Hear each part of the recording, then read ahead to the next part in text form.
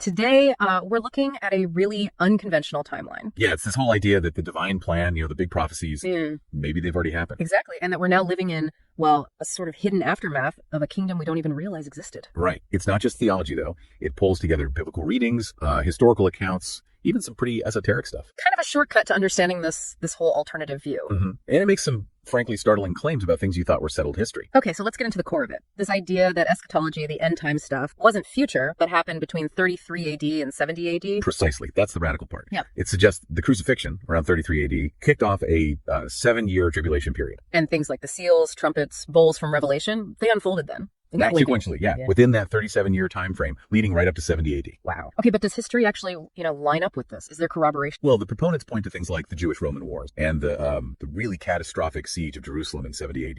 The stuff Josephus wrote about. Exactly. That's interpreted as the final judgment on Jerusalem. And they even place the rapture much earlier, like around 40 AD, sort of setting the stage. So it wasn't just regional conflict. The idea is bigger. Oh, much bigger. Yeah. Planetary scale judgment. This connects to Chan Thomas's work, the Adam and Eve story. Right, the pole shift theory, cataclysmic cycle. Yeah, roughly every 7,000 years, supposedly. Yeah. Massive geological and atmospheric upheaval. So you'd have huge earthquakes, volcanoes, darkened skies. Didn't Cassius Dio mention something like that? He did. And this view links it all to the famines, plagues. Revelation 6.708 sees it as one interconnected global event, not just, random bad luck. Okay, the odds of all that happening together by chance must be tiny. Well, that's the argument. They say it's mathematically impossible for it to be random. Like Peter Stoner's work on prophecy probabilities. Kind of conceptually similar, yeah. Using conditional probability, one unlikely event happens, making the next specific unlikely event even less probable randomly. So they actually put a number on it. A staggering one, like 1 in 10 to the power of 25. The point being, it implies deliberate design, not chance. Okay, so if the judgment and prophecies were fulfilled by 70 AD, what came next? Peace, righteousness, like a visible global empire. Hidden? How? Deliberately obscured.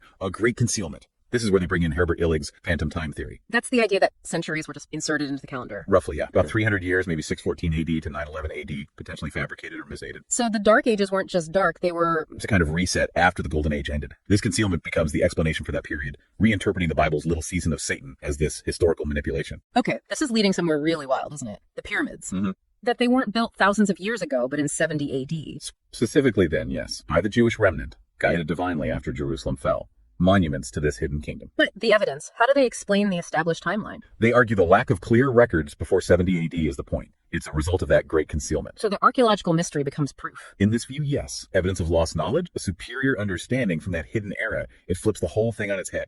You've got fulfilled prophecy, a global cataclysm, then this hidden golden age, deliberately wiped from common history, and even the pyramids are recontextualized. Quite a picture. It really is a cohesive, if unconventional, tapestry. It suggests divine design runs through everything, even the concealment itself. It definitely pushes you to rethink, well, everything you thought you knew about history and prophecy. Absolutely.